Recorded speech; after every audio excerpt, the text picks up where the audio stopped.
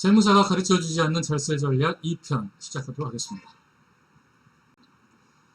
요즘 들어서 가장 많이 활용하고 있고 가장 핫한 고용증대 세액공제에 대해서 알아보겠습니다. 고용증대 세액공제는 뭘까요? 말 그대로 작년 대비해서 올해 고용인원이 늘어났을 경우인데요. 고용인원의 판단 기준은 매 월말 기준으로 해서 총 인원수를 더한 다음에 12개월로 나누게 됩니다. 그러면 소수점 이하는 절사를 하고요. 그 인원보다 올해 많아졌을 경우에 고용이 증대되었다고 합니다. 따라서 이런 사업자에게 고용증대 세액공제를 해주는 것입니다. 자, 노하우 공개해 드리겠습니다. 제가 예전에 어느 사업장에 갔는데 그분은 이미 이 고용증대 세액공제나 청년추가 고용지원자금에 대해서 포기하고 있었어요. 하지만 제가 가능합니다 라고 이야기했어요. 왜?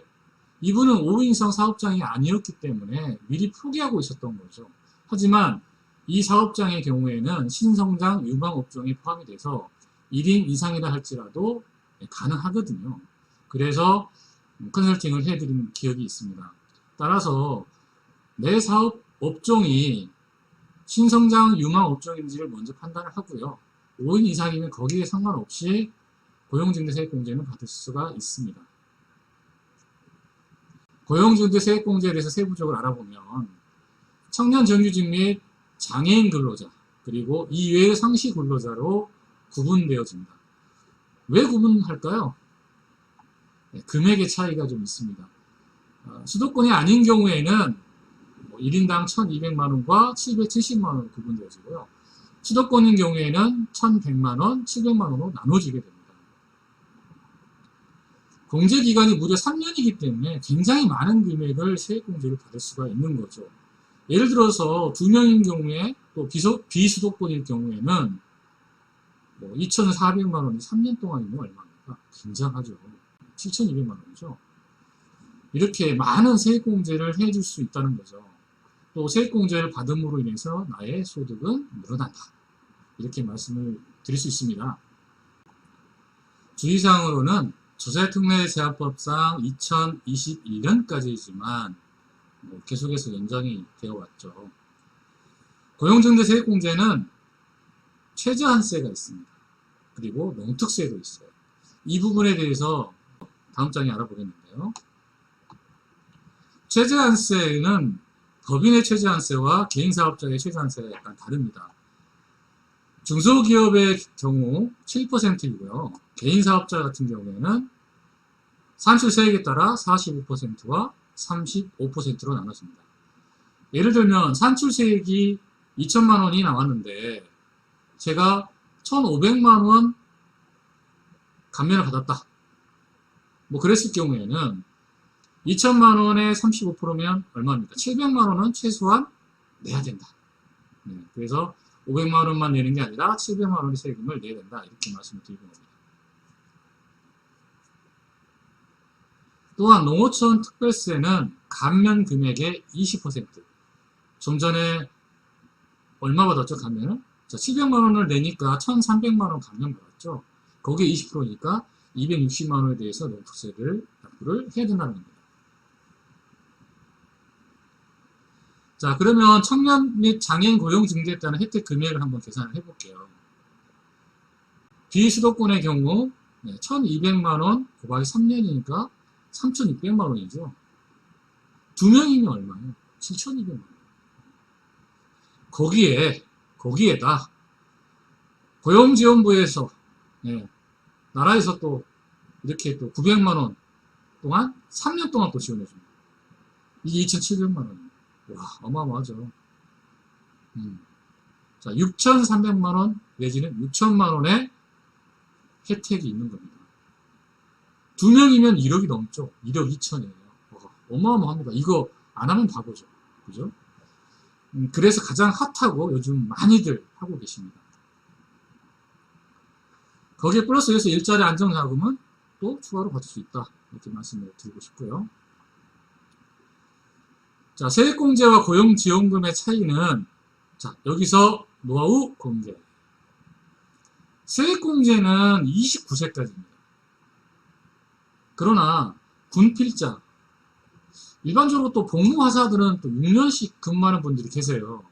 네, 그런 분들은 최대 군 복무자, 이런 분들은 만 34세까지는 세액공제가 되고요.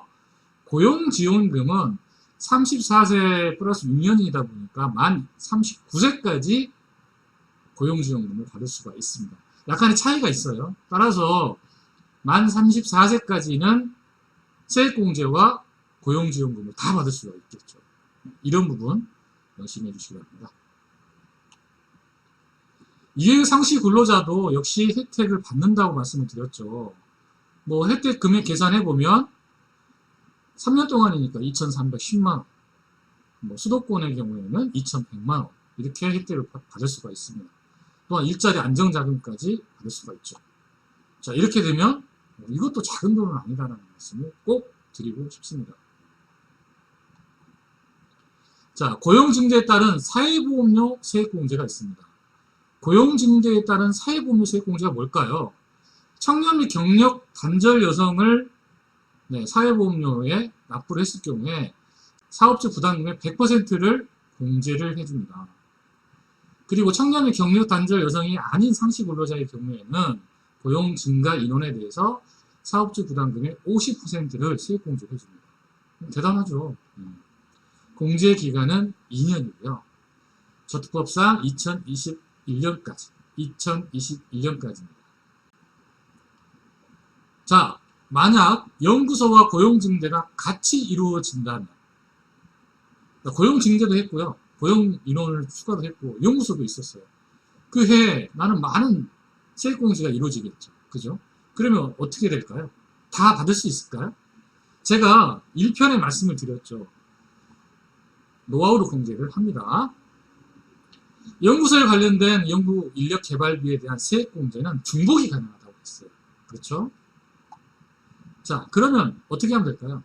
먼저 뭐부터 받아야 될까요? 먼저 고용증대 세액공제를 받는 거예요.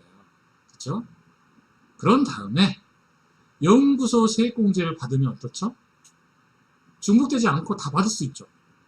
최저한세도 없게 되는 거죠. 맞죠?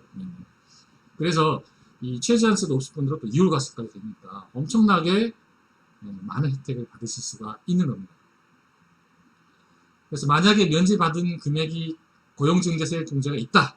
그러면 그 감면받은 부분만큼의 20% 해당되는 농특세가 납부가 되겠지만 금액은 많지 않을 거다. 이렇게 말씀을 드릴 수가 있겠습니다. 자, 핵심을 정리해보면 연구소 세액공제는 반드시 누구나 필요하다. 왜? 세금 많이 납부하시는 분들은 필요하죠. 고용계획이 만약에 있다면 이왕이면 청년을 고용해라. 세액공제까지 받기 위해서는 만 34세까지. 그렇다면 노무지원금과 세액공제를 다 같이 받을 수 있기 때문에 대박이다. 이렇게 말씀을 드리겠습니다. 연구 및 인력개발비 세액공제와 고용증대 세액공제는 같이 받을 수 있다는 부분, 그리고 지속적인 관리가 가능한 전문가를 선택하셔서 사후관리를 반드시 하셔야 된다는 부분을 꼭 말씀을 드리겠습니다.